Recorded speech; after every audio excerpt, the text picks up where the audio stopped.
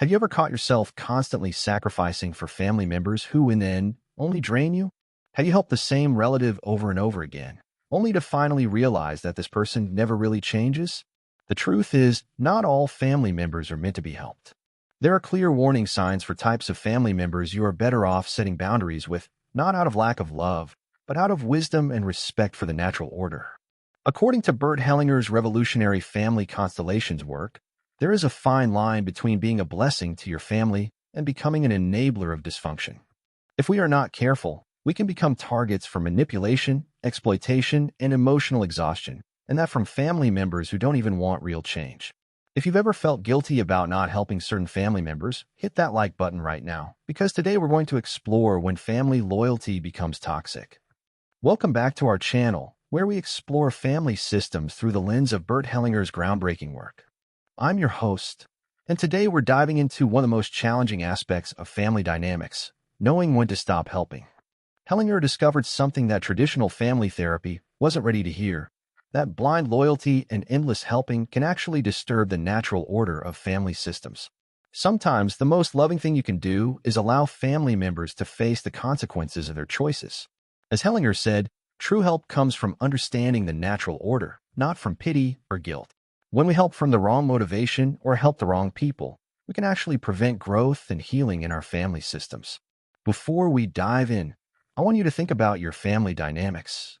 Which family member do you find yourself constantly helping with no real change? Drop a comment below. We'll come back to this. Let's start with perhaps the most common family dynamic that disturbs the natural order: the adult child who refuses to take responsibility for their own life. In Hellinger's work, there's a clear natural order in families. Parents give, children receive, and when children become adults, they take responsibility for their own lives. When this order is disturbed, when adult children continue to take without giving back or taking responsibility, it creates what Hellinger called an entanglement. There's a crucial difference between an adult child who is genuinely struggling and one who refuses to mature. Someone who struggles still makes efforts, takes some responsibility, and shows gratitude. Someone who refuses to grow up makes excuses, blames others, and expects endless support without reciprocation. Case study: the 35-year-old child. Consider Maria, whose 35-year-old son still lives at home, doesn't work consistently, and expects her to pay his bills, cook his meals, and solve his problems. Every time she tries to set boundaries, he becomes angry, manipulative, or threatens to cut contact. From Hellinger's perspective, Maria is not helping her son, she's preventing his natural development. By constantly rescuing him, she's interfering with the life experiences that would force him to mature. When parents continue to parent adult children, it disturbs the entire family system. The natural hierarchy is confused. Other family members may resent the special treatment. The adult child never learns essential life skills. The parents can't move into their natural role as elders. Future generations inherit patterns of dependency. Signs of an adult child who should not be helped. Typical behaviors include: always has excuses but never a real plan for change. Expects help but shows no effort toward independence. Has opportunities but regularly rejects them due to laziness or entitlement. Wastes resources recklessly without consequences. Only shows up when they need something, never to give back. Becomes angry or manipulative when boundaries are suggested. Do you recognize this pattern in your family? Let me know in the comments which behaviors you've seen.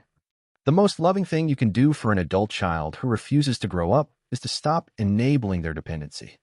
This means, I love you, and because I love you, I will not prevent your growth. You are an adult now, and adults are responsible for their own lives. I trust that you have the strength to handle your own challenges. This isn't abandonment, it's respect for their adult capacity and the natural order of the family system.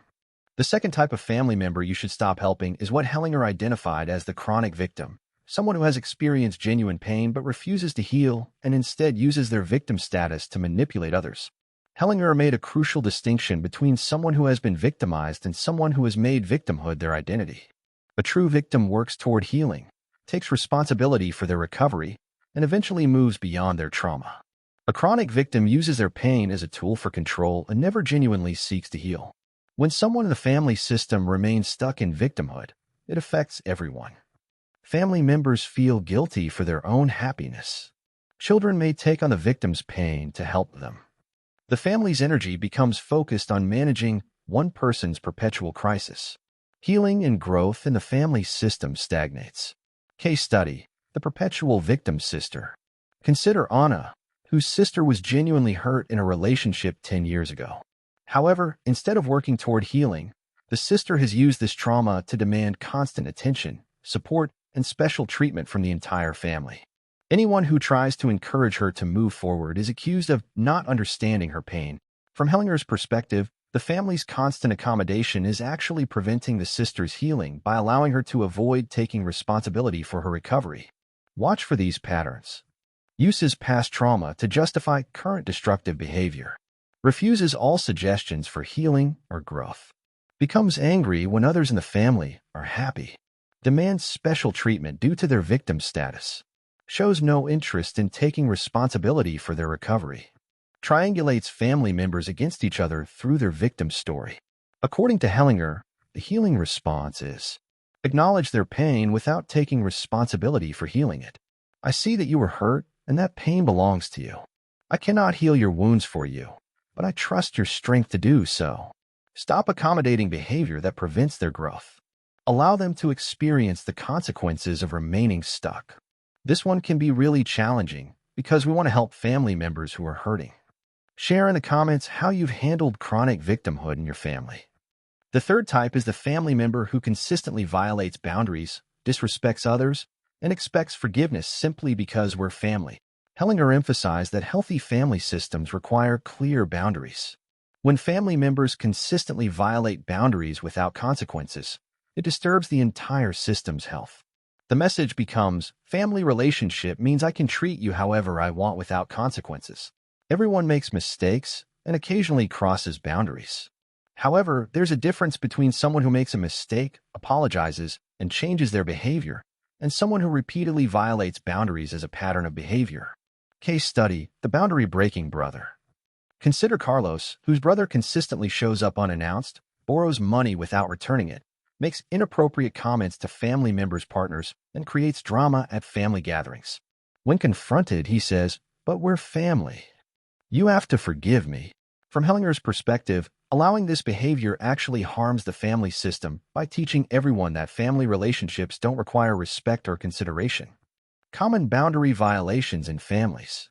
These might include showing up uninvited and expecting to be welcomed, borrowing money repeatedly without returning it, making inappropriate comments or jokes at others' expense, sharing private family information without permission, bringing drama or conflict to family gatherings, expecting special treatment due to family status, using "but we're family" to avoid accountability. The systemic response to boundary breakers. Hellinger's approach would be clear consequences for boundary violations. In this family, we treat each other with respect. Being family means we hold each other to higher standards, not lower ones. Following through with consequences consistently. Not attending events where they consistently create problems. The fourth type is the family member caught in addiction or other destructive patterns who refuses help and expects the family to enable their behavior. Hellinger observed that addiction affects entire family systems, not just the addicted individual. When families enable addiction through constant rescuing, they actually become part of the problem rather than part of the solution. Supporting someone's recovery means encouraging treatment, setting healthy boundaries, and refusing to enable destructive behavior. Enabling means protecting them from the consequences of their addiction, giving them money or resources that support their habit or line to cover for them. Case study: the addicted family member. Consider Elena, whose adult son struggles with alcohol addiction. Every time he loses a job due to drinking, she pays his rent. When he gets arrested, she bails him out. When he shows up drunk to family events, she makes excuses for him. From Hellinger's perspective, Elena's help is actually preventing her son from hitting the bottom that might motivate real change. Signs you're enabling rather than helping. Watch for these behaviors in yourself. Giving money that could be used for substances. Lying to cover for their behavior. Protecting them from natural consequences. Making excuses for their actions to other family members. Threatening consequences but never following through. Prioritizing their addiction over the well-being of other family members. Hellinger's approach to addiction in families involves "I love you too much to enable your destruction," setting clear boundaries about what behavior will and won't be tolerated, following through with consequences consistently, supporting recovery efforts while refusing to enable the addiction. Sometimes this means allowing them to face the full consequences of their choices. Dealing with addiction in the family is incredibly painful. If you're struggling with this, please share your experience in the comments. You're not alone. The fifth type is the family member who consistently triangulates others, spreads gossip, and creates drama within the family system. Triangulation occurs when someone draws a third party into a conflict between two people. In healthy families, conflicts are resolved directly between the people involved. In unhealthy families, one person spreads their conflicts throughout the system, forcing everyone to take sides. The systemic damage of triangulation. When someone consistently triangulates in a family system, it prevents direct resolution of conflicts. It forces family members to choose sides. It creates ongoing tension and instability. It prevents genuine intimacy and trust. It keeps the family focused on drama rather than growth. Case study: the family drama creator. Consider Patricia, who never addresses conflicts directly. Instead, she calls different family members to complain about others, shares private information inappropriately, and consistently stirs up conflict at family gatherings by bringing up old grievances. From Hellinger's perspective, engaging with Patricia's triangulation actually feeds the dysfunction and prevents family healing. Signs of family triangulation. Watch for these patterns. They share private information about other family members. They ask you to take sides in their conflicts. They create different stories for different people. They bring up old conflicts at inappropriate times. They seem to enjoy creating tension and drama. They never resolve conflicts directly with the people involved. The boundary response to triangulation. Hellinger would suggest refusing to engage with gossip or triangulation. If you have a problem with them, you need to talk to them directly, not sharing information that could be used to create drama. Setting consequences for continued triangulation behavior. Sometimes this means limiting contact until they change their behavior. The sixth type is the family member who takes endlessly but never gives back, disturbing the natural balance of the family system. Hellinger identified that healthy relationships require a balance between giving and receiving. In families, this balance shifts over time. Parents give to young children, adult children give back to aging parents, siblings support each other mutually.